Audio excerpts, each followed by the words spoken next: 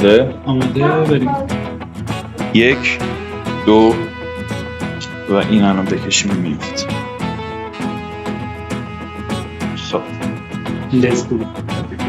لزباو چی بود؟ زدن. آقا بریم. خب سلام. چه سلامی؟ سلام خدمت بایومدیکال مستری عزیز. چه جالب شد. خب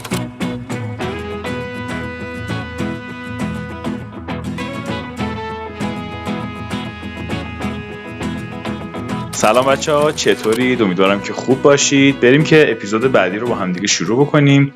تو اپیزود قبلی یه سری کلیات مهندسی پزشکی با بچه‌ها با مهراد و متین راجبش حرف زدیم.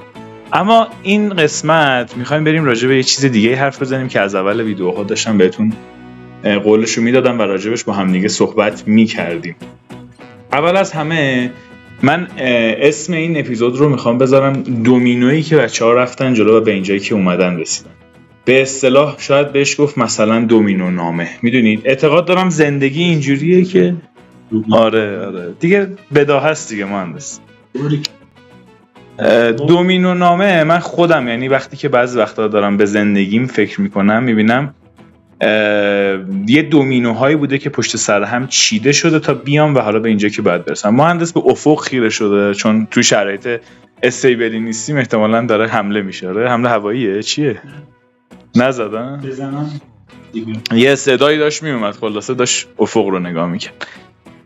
بریم شروع کنیم. میخوام سوال نپرسم، میخوام خود بچه‌ها بگن چی شد که رسیدیم به اون چیزی که الان هست. مرسی. کی شروع میکنه؟ تو دلت خواست، من میخوام میکروفون رو بدمت.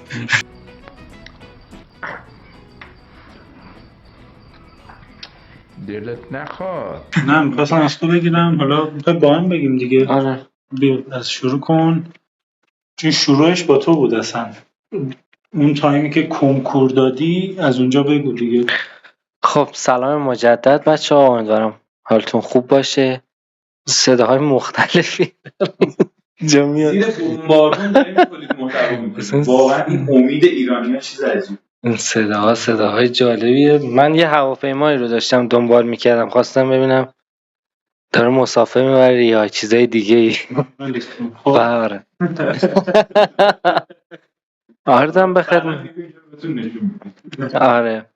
عرضم به خدمتتون که فضایی که ما داریم با بچه ها جلو میبریم، هم مهراد هستش هم علیرضا، بایومدیکال مستره.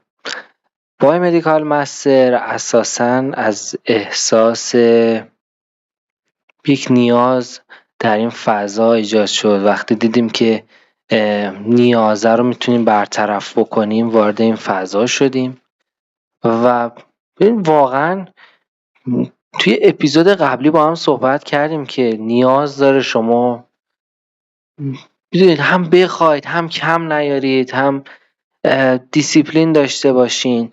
واقعا روز اولی که این ایده اومد به ذهن من خودم کنکور ارشدم رو داده بودم، نتایج هنوز نیومده بود و من احساس میکردم که رتبه‌ام خوب میشه، فقط از همین مطمئن بودم. عرضم به خدمتتون رفتم این فضا، دیدم که اون شکلی که باید و شاید بچه ها نمیدونن که برای تحصیلات تکمیلیشون اگر ریفرنسی نیاز داشته باشن چجوری باید اون ریفرنس رو پیدا کنن، اصلا بخونن. و به صورت کلی دیدم که اطلاعاتی که دانشجو نیاز داره در کنار درس ها، اون در واقع حالا مهارت ها نیازها رو برطرف بکنه، هیچ فضایی اون شکلی که حالا من دوست داشتم وجود نداشت. خب و احساس کردم که حالا از اولین قدم میتونم همون مسیری که خودم ارشدم رو مسیرش رو خوب جلو بردم از اینجا شروع بکنم و مسیرش هم قرار بود بر من این شکلی باشه که یک سری مهارت ها رو خودم به بهترین شکل یاد بگیرم و بیام به ما بقیه بچه ها هم همین رو آموزش بدم و در مورد تجربیات بگیم، این مسیر رو جلو ببریم. همونجوری که داشتم با خودم صحبت میکردم، یک سری چیزها رو مرور میکردم. موقع هم چت جی پی تی نبود علیرضا که ما بخوایم اسممون پیش افتخاراتمون اینه که لیسانس رو زمانی گرفتیم که آره چندش اون موقع اسم و اینا هم پیشنهاد نمیدادیم، چه اصلا چت جی پی تی نبود. با مدیکال مستر خودم یهو به ذهنم رسید و گفتم خب اوکی اینم شد اسمش. و یهو دیدم خب من یک نفرم و ایده های جالبیه که اومده به سرم. جاب اینجا و جاب ویژن من یک حالا در واقع فایل رو باز کردم که یک سری از دوستان بتونن رزومه ارسال بکنن بر ما و این افراد دوستانی بودن که رزومه بسیار خوبی باید می داشتن در حیطه آموزش در مهندسی پزشکی در دانشگاه‌های تاپ رنک ایران. و استرس هم میدونی چی بود؟ استرس هم این بود که کل رزومه طرف رو باید مرور میکردم، باهاش صحبت میکردم چه مهارت‌هایی بلدی اما ترسم از این بود که ازم بپرسه خب خودت چی؟ و این خیلی برای من استرس می آورد، چون من میگفتم که من کارشناسی دانشگاه آزاد بودم، ارشدم هم خوب دادم، نمیدونم رتبم چند شده دانشگاه فقط مسیره رو بر خودم ترسیم کرده بودم و این نیازه رو پیدا کرده بودم و میخواستم جلو ببرم. وقتی استارتاپ شما بالا میاری و میخوای رام بکنی تقریبا اون اوایلش هیچکی بهت اعتماد نمیکنه، یعنی خودتی که باور داری میخوای چی کار کنی و آدمهای دیگه اونقدری که تو به ایدت باور داری معمولا باور نداره. طبیعتا خیلی کار ما سخت بود در اینکه اساتید کنار ما باشن. خب ابتدای کارم هست، آنچنان بودجه عجیب غریبی هم نمیشه در نظر گرفت و همون کانکشن هایی که مجدد توی اپیزود قبلی صحبت شد که آدم باید داشته باشه، کانکشن های قبلی که من داشتم سبب شد توی برخی از بهترین فضای کشور یک سری ویدیوهایی رو ضبط بکنیم. روزهای اول به من گفتن این کانال چون مهندسی پزشکی آنچنان دانشجو نداره، تو اگر برای کانالت ممبر نخری کل استارتاپت میره رو هوا. و واقعا از هم روز اول یک نفر هم فکر نگرفتیم ما بذار ببینیم چجوری قراره این پروسه ما که قرار نیست خودمون رو گول بزنیم. و الان واقعا به نظرم یکی از بهترین فضاهای تلگرامی مهندسی پزشکی بر ماست و فعالیت هایی که جلوتر حالا داریم و در موردش الان فضاش نیستش که صحبت کنیم، هم تا همینجا میخوام فعلا بگم. اما به سطح کلی بخوام یه جمع‌بندی بکنم، ما یه نیازی رو در حیطه آموزش دیدیم در حوزه مهندسی پزشکی و جلوتر خب من خودم دانشجوی امیرکبیر شدم، همون سالی که نمیدونستم رتبه‌ام چند شده رتبه‌ام خوب شد، اومدم دانشگاه امیرکبیر، درس‌ها رو به بهترین شکل یاد گرفتیم، رفتیم مهارت‌ها رو یاد گرفتیم، یه تیم قوی کنار هم جمع کردیم. به مرور این اتفاق‌ها بر ما افتاد و تونستیم که الان از یک ایده به درآمد برسیم. یادت چجوری دور هم جمع شدیم متین؟ من یادمه که یه روز سلف نشسته بودیم. آره نه اون روز تو هم بودی یا نه؟ بگو شده. آره من یادم من بودم، تو هم بودی، سلف نشستیم تو سلف دانشگاه داشتیم، علی لطیفی هم بود. آره بعد داشتیم راجع به این قضیه صحبت میکردیم و اینا، بعد تو یه دفعه گفتی که خب مثلا ایده رو اصلا چرا با هم نبریم جلو. و همون موقع دیگه ایده ها شروع شد. بعد من اوایلش اگه یادتون باشه اصلا بحث ما روی کنکور ارشد شد و اصلا همکاریمون از اونجا شروع شد. بعد دیگه یه خورده اهدافمون بزرگتر شد و به نظرم که خیلی چیزی جالبی بود. داره خیلی خوبه. یه چیزی که میخوام اضافه بکنم اینه که این اول با حرف مهراد بریم جلو، یه جمله بود الان داشتیم قبل ویدیو با هم حرف میزدیم، گفتیم رستگاری از شروع کلاس، گفتی از مراتیدن بود. آره این جمله واقعا تقریبا میتونم بگم این تیمی که شکل گرفت به این جمله اعتقاد داشت، یعنی یه سری فضاهای خلق شد که واقعا قبلش نبود. حالا میرسیم به همایش‌هایی که برگزار شد. اصلا انگار که دیدی میگن AI اومد همه چیزو عوض کرد، انگار که واقعا یه تحول خیلی خوبی اتفاق افتاد که حالا خیلی جا داره برای تکمیل شدنه. اما چند تا سوال میخوام ازت بپرسم، چون که ما داریم اینو دومینووار میریم جلو. تو گفتی یه سری کانکشن ها داشتی، میخوایم ببینیم چجوری اون کانکشن ها رو ساختی. میدونی هدف من از این مصاحبه اینه که کسایی که دارن میبینن ایده دارن تو سرشون، میخوان هر کاری رو شروع بکنن، الهام بگیرن، خب ببینن چجوری شد که متین به این رسید. اولین چیزی که گفتی یک احساس نیازی کردم و خودم چون تو اون فضا بودم استارتش رو زدم. من اسم اون جاب ویژنی که تو باز کردی رو میذارم جسارت. میدونی بعضی وقتا باید جسور باشی تا اینکه ایدت بگیره، کما اینکه کسی ممکنه قبولت نکنه. شاید ترم یک که اومدی دانشگاه آدم‌هایی بودن که خودت میدونیم جواب سلام ما رو هم نمیدادن، اما بعداً با همونها شروع کردیم به کار کردن و فعالیت کردن و اینها. این رو بهمون بگو که اون حسه چجوری بود و اینکه داشتی شروع میکردی از اون سختی‌های روزهای اول بگو، چون موفقیت رو بچه‌ها میبینن. اینم بگم بچه‌ها کانال بایومدیکال مستر رو براتون میذارم زیر ویدیو، حتما داشته باشید اونجا. اما در ادامه میخوام حس شخصی متین رو ببینم و بریم رو مهراد این کانکشنه که گفت چجوری به این داستان رسید. اینا رو برای بچه‌ها بگو ببین نظرت چیه. ببین به نظرم کانکشن خوب با آدم خوب یه روزی یه جایی به دردت میخوره. اگر آدم درستی باشه اون کانکشن یه روز یه جا کمکت میکنه. من 2 سال توی جهاد دانشگاهی صنعتی شریف توی برگزاری دوره‌های مختلف حضور داشتم. اوایلش صرفاً هماهنگی کلاس‌ها بود، در نهایت شدم مسئول آموزش. خب این فضا خیلی به من کمک کرد. من متوجه شدم که چجوری باید قرارداد ببندم با اساتید، اصلا کلاس ها چجوری باید برگزار بشه.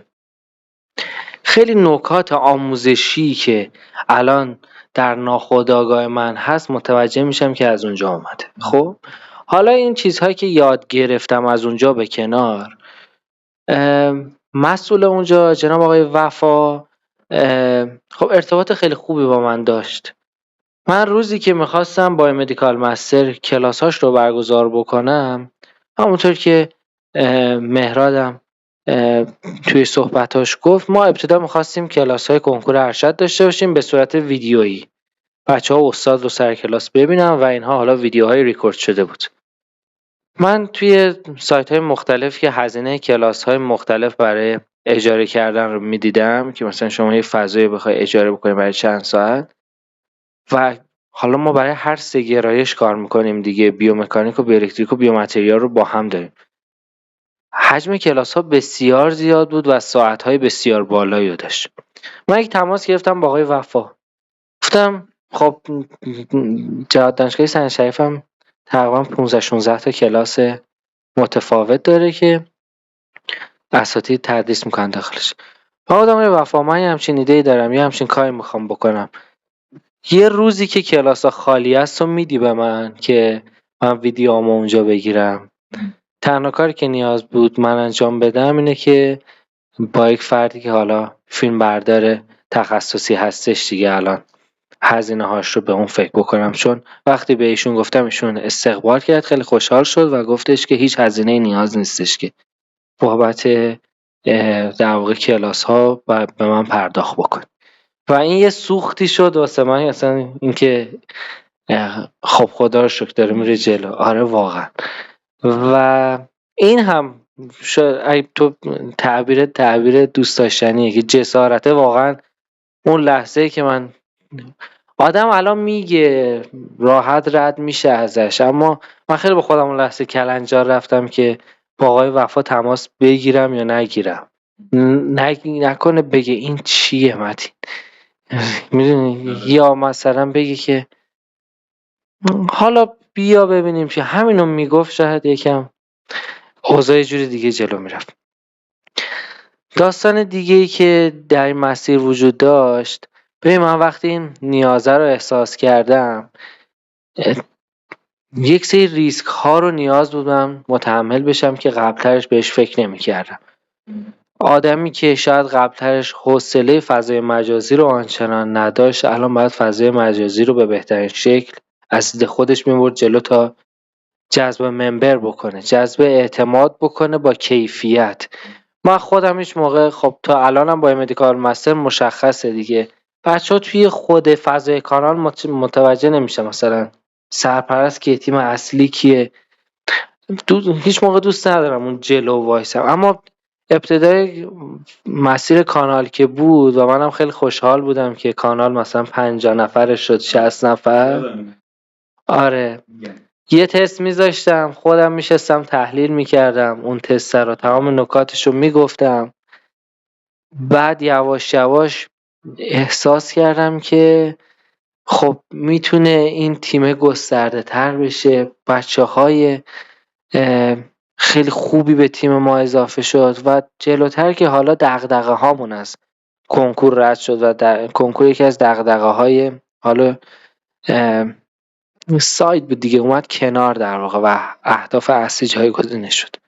ولی به صورت کلی بخوام بگم، ببین این فضایی که شما استارتاپ رو میخوای شروع بکنی نیازمند جسارت هست، نیازمند ریسک هست، نیاز این رو داره که شما وقتی نشنیدی، وقتی 4 نفر ایدت رو بهشون گفتی خندیدن، ادامه بدی و اینکه واقعا پلن داشته باشی. میدونی شما یه سری ایده ها هیجانی میاد تو ذهنت، ممکنه ایده های خوبی هم باشن اما باید روش کار بکنی، یعنی بشینی پاش یک سری دیدهای درستی ازش داشته باشی. اگر اطلاعاتت کافی نیست اطلاعاتت رو آپدیت بکنی و بازار هدفت رو خوب بشناسی، بدونی قراره چی کار بکنی تو اون فضا، چه نیازی رو مرتفع بکنی، بیش از اون جلو نری. اگر یک چیزی رو احساس میکنی نمیتونی خوب انجام بدی واردش نشو، یا حداقل الان واردش نشو، وقتی فضا و امکاناتش رو داشتی واردش شو. اینا یک سری پارامترها هستن که آدم باید بذاری کنار هم و در نهایت اون چیزی که به جای شما باید صحبت بکنه کیفیت کارتونه. یعنی من از روز اولی که حالا فضای اصلیمون که بچه ها میتونن حالا نگاه بکنن، کانال ما رو نگاه بکنن، از روز اول تا به الان که خیلی هم گذشته دیگه، الان یک روز هم به ادمین ها اجازه ندادم محتوایی که ممکنه بر دانشجو مفید نباشه رو بذارن توی کانال. یعنی همیشه تلاش بر مفید بودن و کیفیت وقتی شما داشته باشی، یواش یواش اون مخاطب شما رو متوجه میشه و شما رو دنبال میکنه. مرسی. نکته هست؟ نه چیزی نمیخوای اضافه کنی؟ خب بریم یه ذره سوال بپرسم که بیایم تو بحث با هم دیگه. خیلی خوب راجع به این مطالب متین صحبت کرد. حالا میرسیم به اینکه چی کار کردیم. نمیخوام سریع بپرم چون حیفه با مدیکال مستر رو سریع بخوایم ویدیوشو تموم بکنیم. قبل از اینکه سوالام بپرسم، اسم علی لطیفی اومد، به رسم مهران مدیری دعوت کنیم ازش. من یادداشت کردم که حتما علی لطیفی هم یکی از دانشجوی بسیار خلاق، بسیار پر انرژی، میبینیدش. حالا بیاد تو ویدیو خودتون متوجه میشید چرا میگم پر انرژی. این نظر مهراده دیگه. خب چند تا حس من گرفتم و چند تا چیز که همیشه تو سرم بود میخوام الان بگم از حرفای متین. یکی این که وقتی یک ایده شروع میشه مثل رانندگی تو شب میمونه. قبول داری حرفمون؟ فقط 2-3 متر جلوترمون رو میبینیم. یعنی با مدیکال مستر وقتی شروع شد قرار بود با تمرکز روی حالا کنکور و اینا بره جلو، بعد کم کم رفتیم دیدیم آقا نیازها چیزهای دیگه ایه و خیلی کارهای خفنی در ادامه انجام شد که حالا میگم کم کم میریم که نمیخوام از بحث بپریم. حس میکنم مهمترین چیزی که با مدیکال مستر بهش غلبه کرد کنار گذاشتن کمالگرایی بود. و یه اعتماد به نفس و یه عزت نفسی که شاید خیلی ها ایده بایومدیکال مستر رو داشتن، اما این بایومدیکال مستر بود که اومد و عملی کرد. به نظر من توی حداقل این جامعه مهندسی پزشکی که وجود داره میتونیم از بایومدیکال مستر به عنوان یک استارتاپ خوب نام ببریم واقعا، حالا با تعریف مختلفی که داره. میخوام مهرادم بیاریم تو، بس آرومی، خیلی امروز آروم شدی، نمیدونم چرا، از شیطنتت کم شده. بیا بگو که حالا متینم اگر صحبتی داشت بهش اضافه بکنه. متین یه چیزی گفت، 2 نکته خوب، من اینا رو برای خودم یادداشت برداشتم، که گفت آدم درست و کانکشن درست و کیفیت مطلب. واقعا میشه گفت یه سری اصول پایه‌ای رو رعایت کرده با مدیکال مستر، پس تا به اینجا رسیده. یادت میاد چجوری این کوره شکل گرفت، این کوره چطوری جلو رفت؟ من فقط یه سری چیزا از اون روزای اول آشناییمون بگم. اینطوری بودش، متین میگه 50 تا 100 تا، قشنگ یادمه 200 تا شد، 300 تا شد، 500 تا شد، 700 تا شد، قشنگ عددا اینا بودا. 1 شد، یه دونه دیگه مونده بشه 1. من اینا چون ما هر روز اینا رو همدیگه رو میدیدیم تو دانشگاه، یه دونه دیگه مونده مثلا بشه 1.5 یه دونه دیگه مونده بشه 2. الان که فکر میکنم بیشتر از 3.5. البته 1 سال اخیر فضای برگزار کار کردن نبود واقعا، یعنی میشه گفت 1 سال فریز شده این استارتاپ، اما خب توی همون بازه کم فعالیتش واقعا حرکت‌های خفنی زد.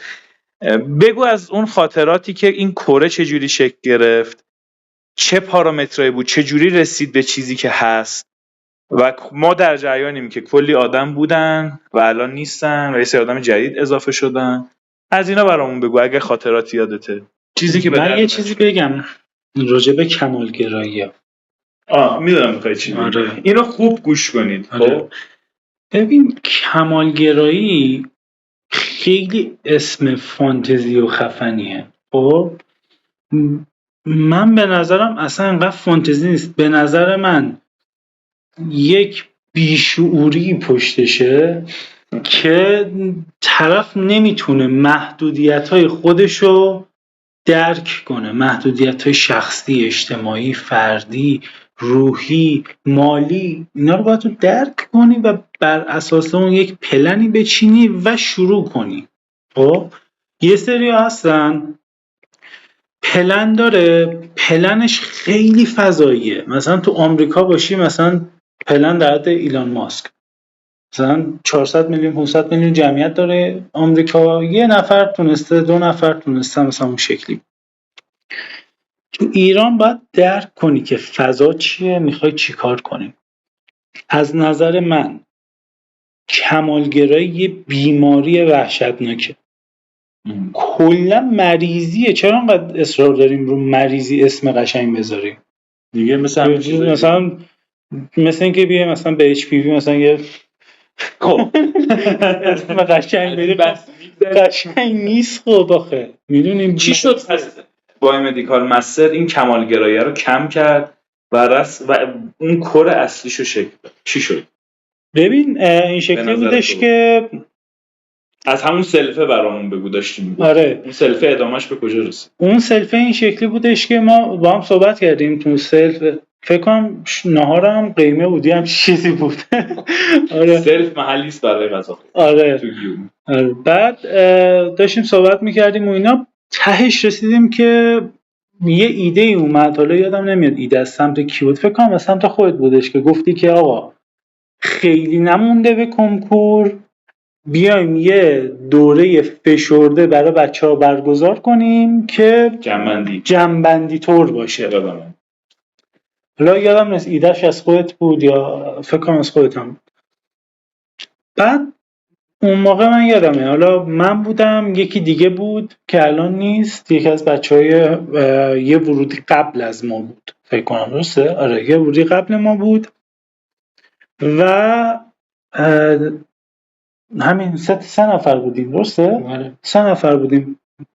3 نفری اومدیم یه سری درس‌ها رو با همدیگه تقسیم کردیم و بچه‌هایی که در واقع به ما اعتماد کردن اومدن اون دوره رو ثبت نام کردن و اون در واقع جنبندیه رو انجامش دادیم. یعنی من یادمه، حالا یه بخشش تو کانال بود، یعنی با وایس و پرسش و پاسخ بود. یه بخش دیگه هم حتی من یادم کلاس مثلا آنلاین میذاشتیم، یعنی شب قبل کنکور 2 روز قبل کنکور کلاس میذاشتیم. از اونجا شروع شد، کنکور برگزار شد. بعدش ما کم کم بر اساس نیازی که هم خودمون داشتیم، هم خود گذشتمون توی کارشناسی داشت، هم خودمون اون لحظه احساس کردیم که میتونیم که اصلا کلاس برگزار کنیم، دوره برگزار کنیم. ما هممون یه سری مهارت‌هایی داشتیم که خیلی اضافه کنم یه چیزی قبل از اینکه یاد نره، چون جنبندی کنکور رو گفتی من کاملا اون موقع در جریان بودم. بعضی وقتا یه جمله هست، حالا این جمله ها زرده، خودم هم میدونم، حالا بذار بگیم اب نداره، ما هم یه ذره زرد حرف بزنیم. یه داستان نه، یه جمله هست بهش میگن زرد و انگیزشینه، ولی واقعا من اینو دیدم به چشم. میگه به قطاری که داره حرکت میکنه سنگ میزنن، نه به قطاری که حرکت نمیکنه. پشت این جمله بچه‌ها یه بلبشوی اساسی که من در جریانم که حمله ای شد به بچه‌ها و کلی حالا اتفاقهای خیلی ناجوری افتاد، اما بعداً ثابت شد که خب حالا پارامتر و معیار و مقیاس اصلی چی بود. خواستم اینو اشاره کنم که این یه چیزی هست، نمیدونم شنیدید یا نه، میگه اول میبیننت مثلا میخوان عداتو در بیارن، نمیتونن، حسودی میکنن، پشت سرت بد میگن، بعد که دیگه هیچ جوره بد نمیرسن عداتو در میارن. سر هم مطالبی که میگی مفید میذاشتی تو کانال، من قشنگ یادمه که چقدر اون موقع ها دیس میشدی، چقدر مورد تمسخر واقع میشد با مدیکال مستر، اما خب بعدها انگار خود دیگران هم اومدن همین روند رو ادامه دادن و جلو بردن. اینو خواستم اضافه کنم به اون، چون این دقیقاً به تایم دوره جنبندی کنکوره که میگه برمیگرده. حالا مهراد ادامهش رو بگی که چی شد رفتیم سمت دوره‌های مهارت محور. من یه چیزی بگم، اصولاً من آدمیم که خیلی حرف بقیه به کتفم هم نیست. نه دیگه نه، این وضعیت درست نیست آقا، این وضعیت زشته، کثیفه، مستهجنه. لامسان خیلی خدا رو شکر نذاشتم اینجا. آره. و اینکه مردم میتونن هر چیز دلشون میخواد بگن، مگه تو میتونی جلوی حرف بقیه رو بگیری؟ بذار بگن، اصلا مهم نیست.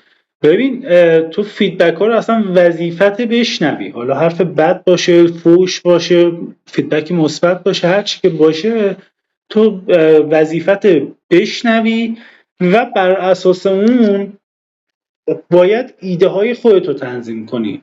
خب ولی این یه چند مولتی فکتوریاله دیگه، تو نمیتونی صرفاً با فیدبک بقیه جلو بری، از اون برم نمیتونی که اصلا فیدبک بقیه رو نبینی.